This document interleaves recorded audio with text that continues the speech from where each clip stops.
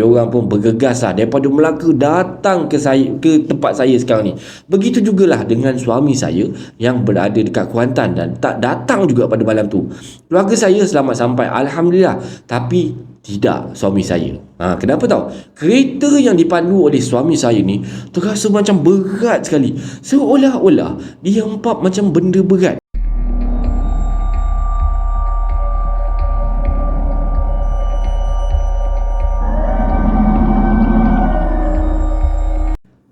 Assalamualaikum warahmatullahi wabarakatuh dan salam sejahtera kepada anda semua. Selamat datang ke channel Kisah Seram Malaysia dan diharapkan anda semua sihat-sihat belakalah pada hari ini, insya-Allah. Baiklah, semua kisah-kisah yang saya akan ceritakan dekat sini pada hari ini anggaplah sebagai satu hiburan sahaja dan jangan terlampau taksub ataupun terikut-ikut dengan cerita yang saya ceritakan dekat sini ya. Baiklah, sebelum kita bermula, marilah kita sama-sama berdoa pada Allah Subhanahu Wa Taala. Semoga Allah panjangkan umur, murahkan rezeki, berikan kesihatan yang baik untuk kita semua dan permudahkan segala urusan kita di dunia dan di akhirat. Dan semoga Allah memberikan syurga buat emak dan ayah kita. Amin, amin, ya rabbal alamin. Jadi, tanpa membuang masa lagi, kali ini KSM nak bawakan anda kisah-kisah seram yang ada kena-mengena sedikit lah berkenaan dengan solat ni. Jadi marilah kita terus ke video yang pertama dengan lafaz Bismillahirrahmanirrahim. Mari kita mulakan.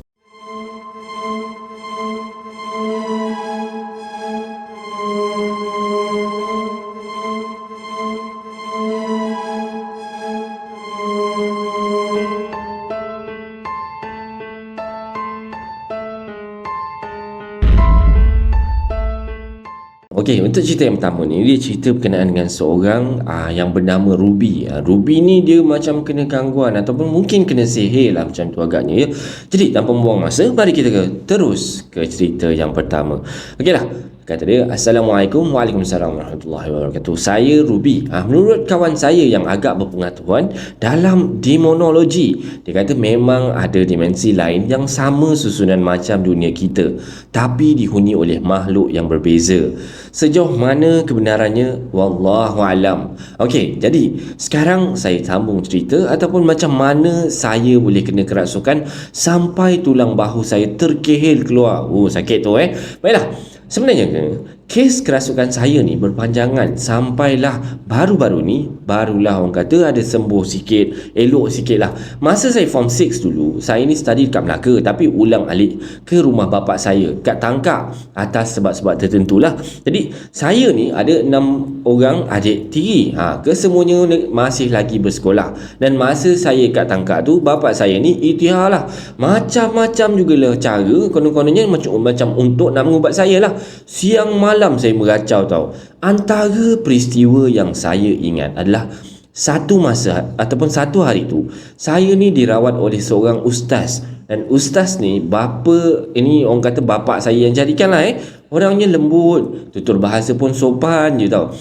Dalam pada itulah saya ni dah jumpa macam-macam ustaz, macam-macam orang yang dakwanya konon-kononnya diri orang ni pengubat tradisional, macam-macam jenis yang ada.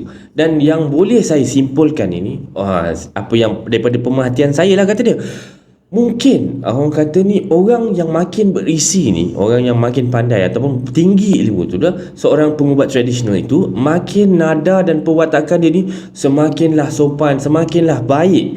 Dan so harap kalian ataupun anda semua dapatlah digest apa yang dimaksudkan tu lah Ustaz ni pun jubah dia putih, badannya berbau semerbak haruman bidara, kata dia. Sopan je dengan muka dia ni bercahaya. Jadinya saya disuruh duduk dengan melunjurkan kaki. Waktu tu saya pakai kain batik lah. Dan masa pun sesi rawatan ni pun bermula. Dia ataupun ustaz tu bacakan ayat-ayat suci dan badan saya dah mula rasa panas tau. Sebab dulu memang badan saya akan mendidih tau bila dibacakan dengan ayat-ayat suci ni. Sedih kan? Itulah. Alhamdulillah banyak beza dah sekarang ni. Ustaz tu pun teruskan bacaan kan. Dan waktu ustaz tu dah sambil membaca-baca tu, waktu waktu tu saya dah rasa saya dah mula hilang kawalan tau. Rasa waktu tu macam nak terkam je muka ustaz tu waktu tu. Masa tu saya sedar tau, tapi tak boleh kawal apa yang saya buat. Macam komatos dah jadinya, kata dia lah komatos apa abang tak pasti. Tak pernah tengok ataupun kurang pendedahan lah agaknya. Jadi saya teruskan lagi, saya kerasukan lagi, kata dia. Entah apa yang jadi masa tu, saya dah tak ingat dah. Saya tersedar saya tengah dibaringkan dan ustaz tu tengah baca lagi ayat-ayat suci, dan tangan dia bergerak daripada kaki hingga ke kepala saya tanpa menyentuh saya lah. Bila tangan dia bergerak ke dada waktu tu nafas saya macam berhenti tau. Nak ditarik tak boleh, nak dilepas tak boleh. Dia macam sangkut macam tu. Sakit sangat rasa dia. Habis je ustaz tu baca, saya rasa pedih satu badan ni. Ya Allah, sakit sangat. Masa tu saya nampak sesuatu yang sampai sekarang masih tak dapat nak dicapai oleh akal saya. Saya nampak tulisan macam ayat-ayat suci ni terapung-hapus tau. Terapung-apung dekat atas kulit saya ni, berapi-rapi waktu tu. Macam tak dapatlah nak serap ke kulit saya macam tu. Waktu tu saya dah menangis orang kata sekuat-kuatnya lah sehabis hati lah menangis. Ya, saya tahu mesti kalian ataupun anda semua ni tak percaya, sebab saya pun masih lagi tak percaya apa yang saya nampak waktu tu. Kalau anda semua tak percaya, saya pun tak kisah, kata dia. Hanya dia ataupun Allah SWT yang tahu kebenaran tu. Jadi masa tu ustaz tu pesan sesuatu tau, dan ustaz ni cakap, Adik jangan percaya tau apa yang ada dalam badan awak ni. Kata dia macam tu lah. Masa tu saya tak jawab apa-apa pun. Saya masih lagi menangis sebab lagi waktu tu saya tengah keliru tau dengan semua yang saya nampak. Dan malam tu saya kerasukan lagi tau. Saya ingat lagi waktu tu lewat petang lah adik tiri sulung saya bacakan saya ni Yasin lepas dia balik sekolah lah Jadi saya duduk je dekat atas katil tu, dan dia ni kat bawah katil menghadap saya lah. Mata saya waktu tu dah layu sangat, kata dia. Sesekali waktu tu saya terlelap, dan adik saya teruslah gegarkan katil kan, kau nak kejut saya. Maghrib tu saya solat, Alhamdulillah masih badan tu waktu tu masih sakit, memang sakit sangat lah, tak berhenti-henti rasa sakit dia. Dan masa tu saya rukuk, saya bangun, ya Allah, Astaghfirullahalazim, benda tu ataupun dia berdiri tepat dekat depan saya tahu waktu tu. Ya Rabbi, perasaan saya waktu tu lutut ni longgar betul, rasa dah macam nak tercabut dah, lembik, macam nak gugur jantung ni kan. Jadi saya terkaku, menangis waktu tu. Yalah, waktu tu saya sakit tau, sakit sangat-sangat. Saya lemah dan hanya air mata orang kata nak menunjukkan perasaan ataupun hati saya waktu tu tau. Jadi saya menjerit, mengacau-kacau tau. Adik saya berlari-lari dapatkan saya ni kan. Badan saya terhempas ke dinding beberapa kali, macam dihempas-hempaskan ke dinding macam tu. Dan macam ada sesuatu yang merentap dan merempaskan saya tau. Memang gamat, memang bising, memang riuh. Masa tu memang saya ingat saya dah nak mati dah agaknya. Satu rumah saya ni terjerit-jerit dah. Tak berapa detail lah apa yang saya ingat sebenarnya, sebab saya kejap sedar, kejap pengsan macam tu lah. Saya tersedar lagi sekali, saya dah ada dekat tangga dah. Yelah, nak disambung cerita rumah bapak saya ni rumah 2 tingkat tau. Macam yang saya kata tadi, saya tak mampu nak kawal badan saya sendiri kan. So masa tu saya rasa macam ditolak sesuatu tau, dan bam, saya jatuh ke bawah. Kepala saya berdarah tau, dan tulang bahu saya dislocated. Sakit dia, ya Allah, tak payah cerita lah, memang sakit sangat. Mana yang pernah dislocate shoulder tu, tahulah rasa dia macam ni. Saya pengsan tu waktu tu. Sedar-sedar lagi sekali, saya ada kat dalam ambulans. Dan malam tu saya kena tahan dekat hospital ni, dalam observation unit, kata dia. Masa tu boyfriend saya pun ada.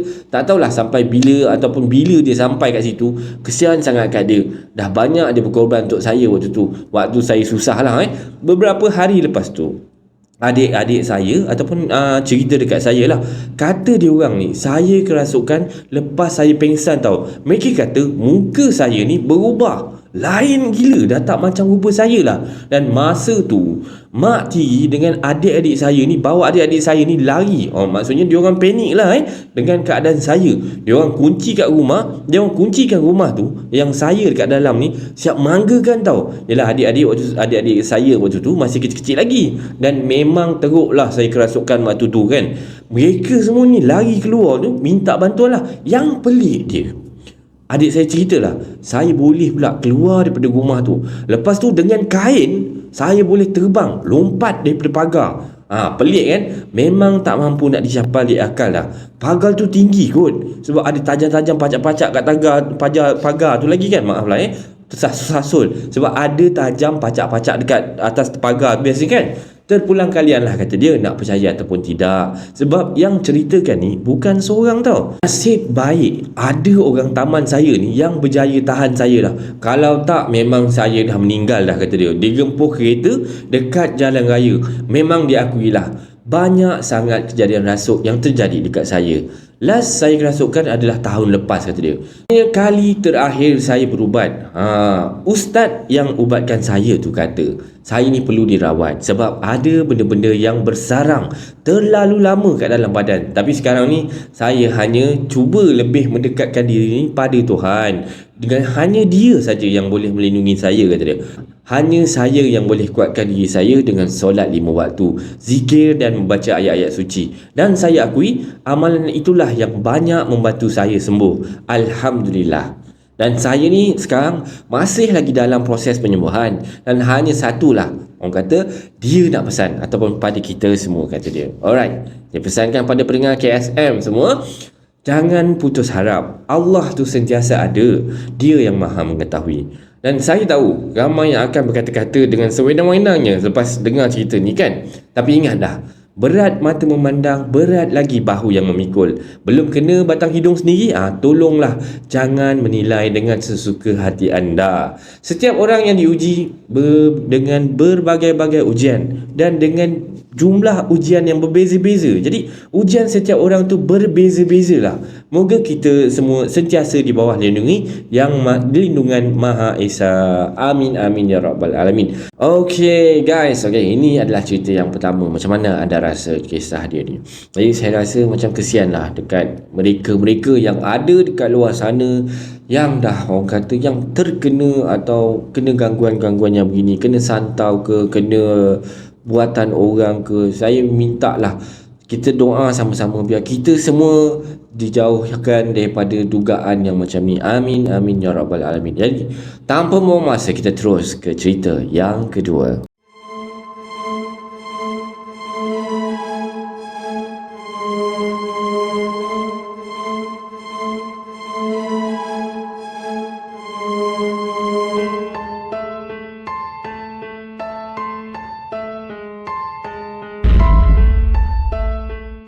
Okey, untuk cerita yang kedua ni, kita terus ke cerita dia je lah ya. Okey, untuk cerita ni, kita mulakan. Okey, nama saya Ratu, dibesarkan di dalam sebuah keluarga yang kucar kacir.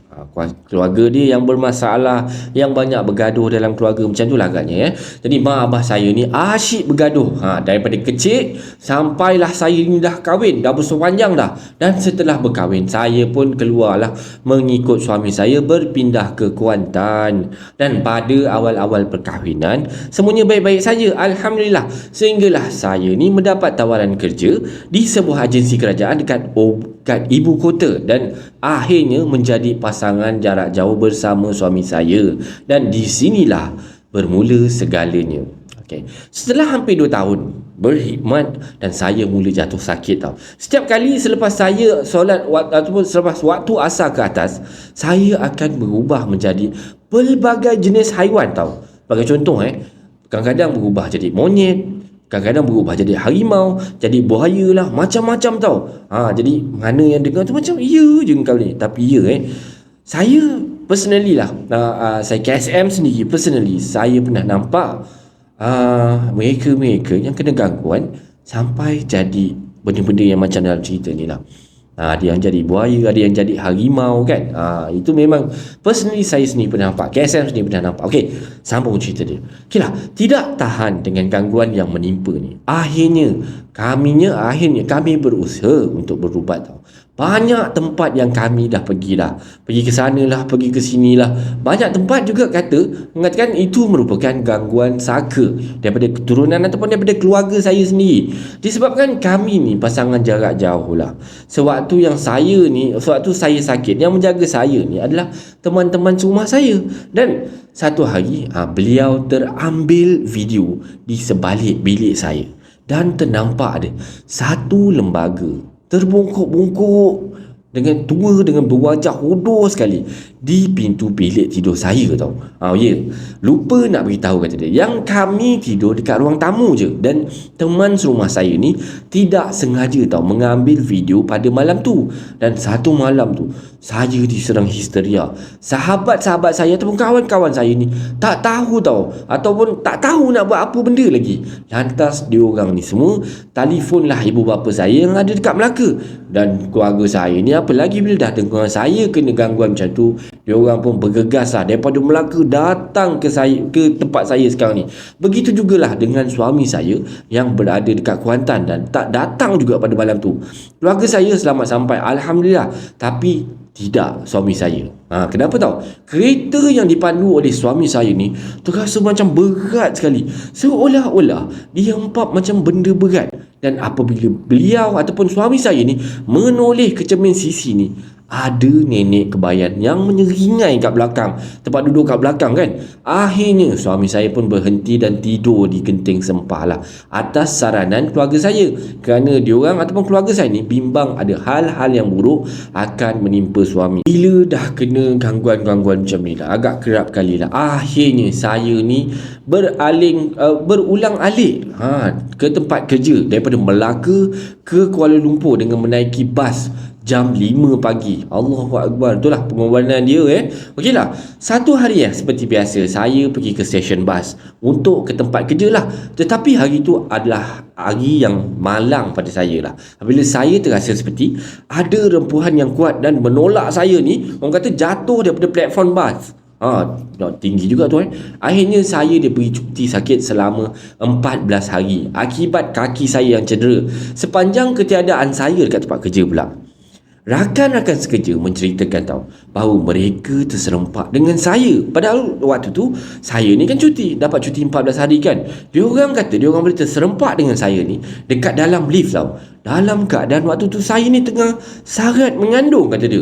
Dan apabila diorang tanya ataupun bertanya pada saya, waktu tu saya akan mengangkatkan muka dan menyeringai je macam tu Ada juga rakan-rakan sekerja saya yang menjumpai saya di tandas tetapi hilang sebaik pintu ataupun dinding tandas tu. Allahu Akbar. Dan mereka menyatakan saya boleh tembus daripada dinding ke dinding. Setelah habis cuti sakit saya ni dan masuk semula bekerja, rakan-rakan sekerja yang terserempak dengan saya ni pasti merasa takut dengan bila ternampak saya Macam diorang ternampak hantu lah. Dan ini lagi menambahkan tahap stres dan kemurungan yang saya alami lah. Yelah, tak pasal-pasal masuk kerja, kawan-kawan ni yang biasanya ceria ataupun gembira bersama-sama dengan kita, tiba-tiba pandang kita dah macam nampak hantu kan. Maknanya tak stres. Baiklah, macam saya cakap tadi, kejadian yang saya ni boleh bertukar daripada haiwan jadi monyet lah, jadi harimau lah, jadi buaya lah, menjadi selepas waktu asar. Tapi tetap berterusan di tempat kerja saya lah. Dan hari tu saya tidak pulang ke Melaka lah kerana habis kerja lambat. Maka saya pun mengambil keputusan untuk tidur di rumah sewa saja. Rumah saya yang mula-mula dulu saya duduk dengan kawan-kawan kan. So malam tu saya ni memberanikan diri lah untuk tidur di dalam bilik saya ni berseorangan kerana saya tidak mahu menyusahkan teman-teman serumah saya.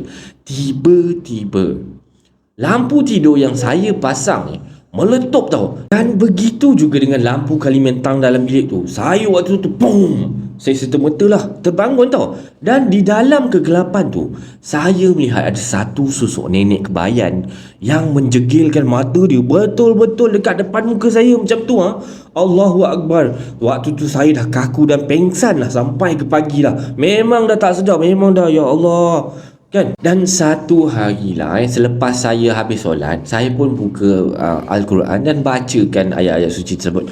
Kemudian bila saya tengah bacakan Al-Quran tu, datanglah seorang nenek Macam rupa nenek kebayan lah gitu dalam keadaan terbungkuk-bungkuk dengan kain batik dekat atas kepala dia, dengan tongkat dekat tangan macam tu kan.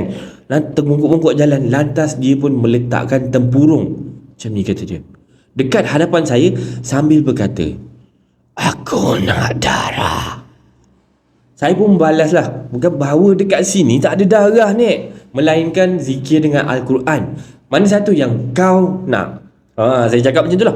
Jika tidak, tinggalkanlah aku. Dia lantaslah. Maka nenek tu pun berlalulah pergi daripada saya. Setelah saya waktu tu teruslah bacakan ayat-ayat suci Al-Quran tu kan. Dan saya juga sering bermimpi tau, didatangi nenek kebayan ni dan meminta saya agar memulangkan hak dia, kata dia, beberapa cucuk sanggul emas. Masalahnya, saya ni tidak tahu menahu langsung pasal cucuk sanggul emas yang nenek ni dalam mimpi saya ni minta. Dan saya pun ada jugalah bertanyakan kepada mak, pada abah lah kan. Dan diorang ni ataupun mak ayah saya pun tak tahu juga berkenaan dengan permintaan nenek kebayan tu tau. Dan saya akhirnya berhenti kerja dah. Setelah sakit saya ni semakin melarat ataupun semakin teruk, dan saya pun pulanglah ke Kuantan. Dan sehingga kini saya ni masih lagi sakit tau, dan dihantui oleh bayangan nenek kebayan tersebut. Dan saya juga mendapatkan rawatan pakar psikiatri. Takut-takut je lah, mungkin ada masalah kan dekat kepala otak ni kan. Jadi saya pun cubalah rawatan moden dan juga rawatan yang tradisional. Alhamdulillah, setelah mendapatkan rawatan psikiatri dengan makan ubat-ubatan yang dibekalkan, saya semakin tenang menghadapi kehidupan. Ini adalah kisah seram Malaysia yang kedua. Macam mana? Kesian juga ya dekat dia. Yelah, padahal dah kena gangguan begini kan. Siapa tahan dengan hidup macam ni? Kalau anda di luar sana adalah gangguan-gangguan beginilah, kami di KSM ni mendoakan anda supaya cepatlah sembuh daripada sebarang gangguan ni, insya-Allah. Baiklah, kita teruskan dengan kisah seram yang ketiga.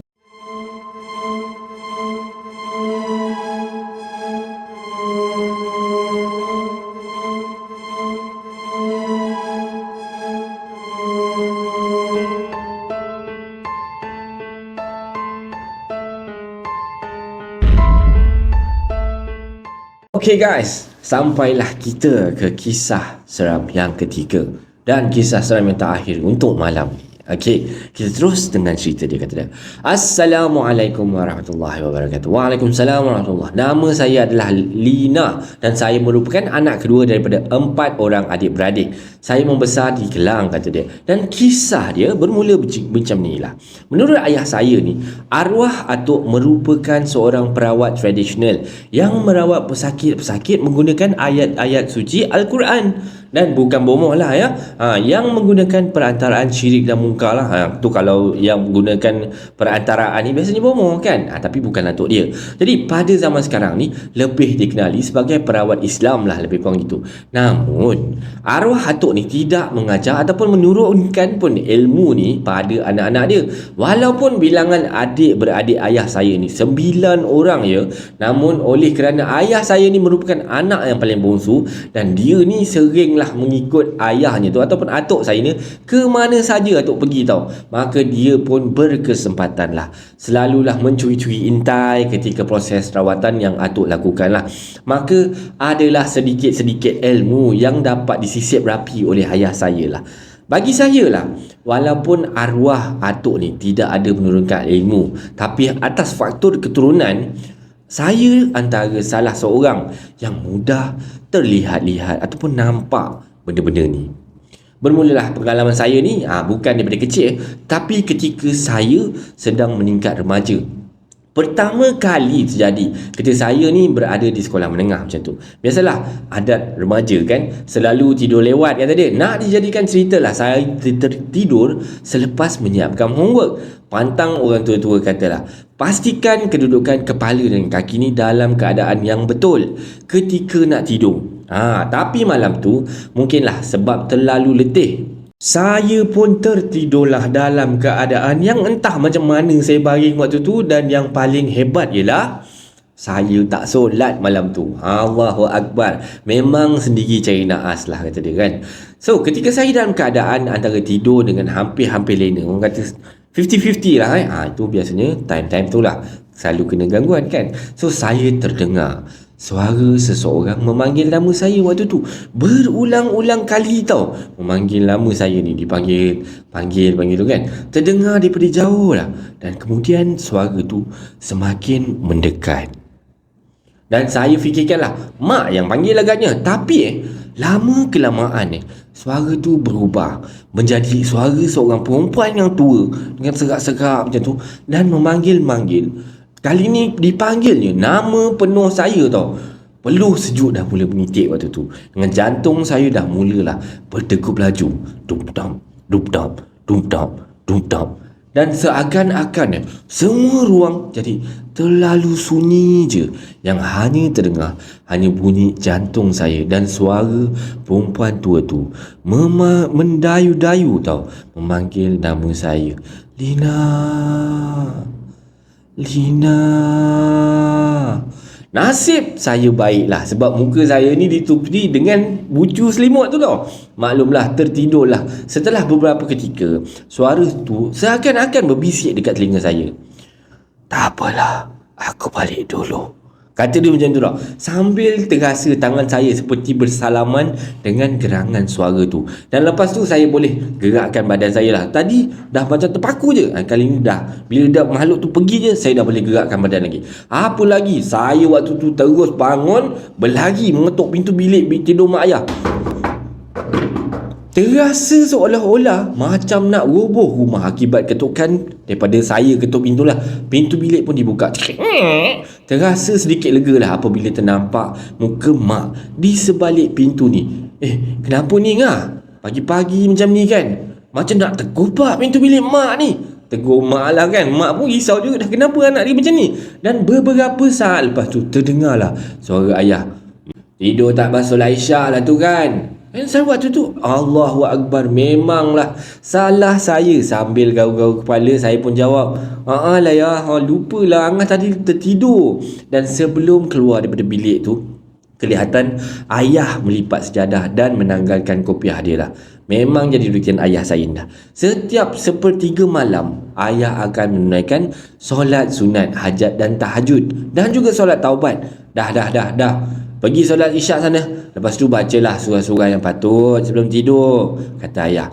Dan saya pun menampaklah ke bilik saya waktu tu. Walaupun dalam hati waktu tu masih lagi terasa seram lah. Maklumlah, pengalaman pertama kena gangguan tau. Lepas solat isyak tu, saya pun mengintailah keluar bilik, cari kelibat ayah saya ni yang tak pun kelihatan waktu tu. Sebab setahu saya lah, selepas ayah suruh saya solat tu, saya nampak ayah pergi ke dapur. Dan kedudukan bilik saya ni pula yang paling hujung sekali. Jalan bilik saya, lepas tu dapur kan. Dia kata dia macam tu lah, paling hujung sekali sebelum dapur. Kelibat ayah masih lagi tak kelihatan tau. Saya waktu ni masih tak puas hati ni. Mana ayah aku? Masih lagi nak dengar penjelasan ayah tadi tau.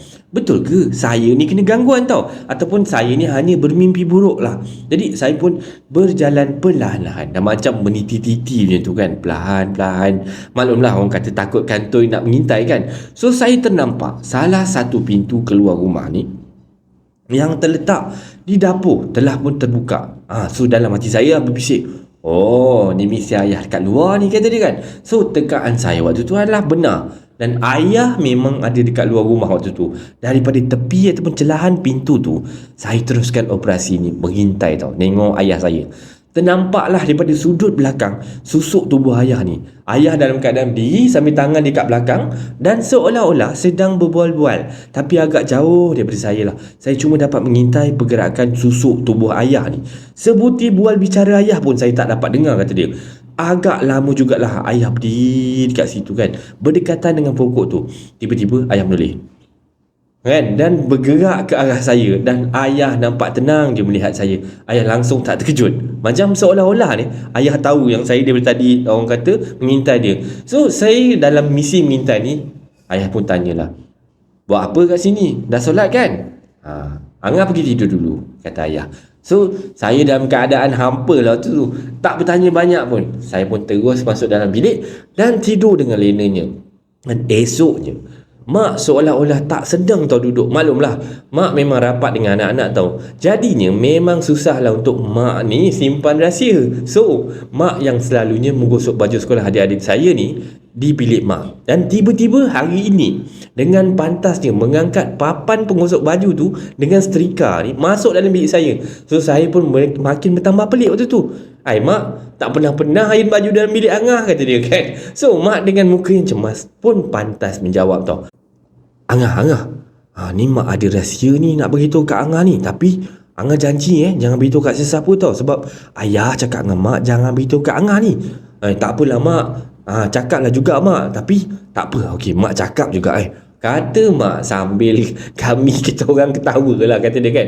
Macam ni lah, malam tadi ayah cakap sebenarnya ada benda ataupun makhluk halus yang melintas tepi rumah kita tau. Ayah cakap benda tu macam nak mengganggu Angah. So ayah cakap benda tu perempuan berambut putih, seolah-olah macam daun pokok kekabu tu, macam tu. Dan kakinya tak menjejak tanah. Dan bila makhluk tu berjalan, hanya sekadar macam menyusul gitu tau. Dan saya waktu tu dah terdiam lah. Seolah-olah jantung saya ni berhenti tengok. Macam tak boleh bernafas lah. Ya ke mak? Kan, kenapa tak cakap apa-apa pun malam tadi kan? Kata saya lah. Dan lepas tu mak pun menjelaskan lah, makhluk tu sebenarnya berniat jahat, kata dia.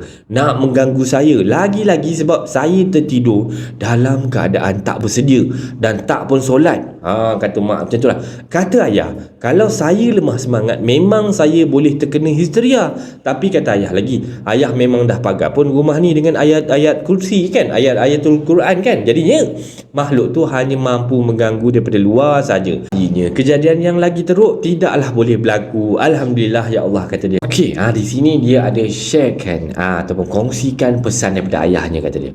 Pesan ayah, kita hanya bergantung harap pada Allah Subhanahu Wa Taala dan menjaga solat 5 waktu. Kerana solat kan tiang agama. So, bagi mengelakkan sebarang gangguan maupun daripada manusia ataupun daripada makhluk selain manusia, pesan ayah, selepas daripada solat Isyak, baca ayatul kursi jangan tinggal. Ayat terakhir ayatul kursi tu dibaca 7 kali sambil membayangkan kita berjalan di kelilingan rumah seakan-akan kita memagar kawasan rumah kita.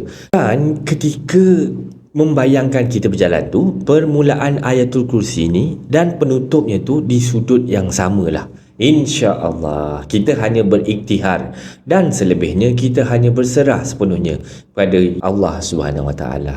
Baiklah, inilah kisah seram Malaysia pada kali ini. Harap anda enjoy dengan kisah-kisah begini. Sebarang komen dan like dan share daripada anda semua amat-amatlah dihargai.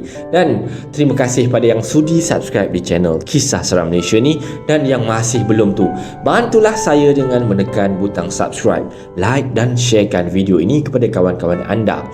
Sokongan daripada anda semua adalah ibarat satu pembakar semangat buat saya untuk terus berkarya agar saya terus berusaha untuk membuat banyak video-video yang baik, yang menarik dan berkualiti untuk anda semua tonton, insya-Allah. Yang baik tu datang daripada Allah Subhanahu Wa Taala dan yang buruk tu datang daripada kelemahan diri saya sendiri. Saya akhiri kisah seram Malaysia pada kali ini dengan lafaz Assalamualaikum warahmatullahi wabarakatuh.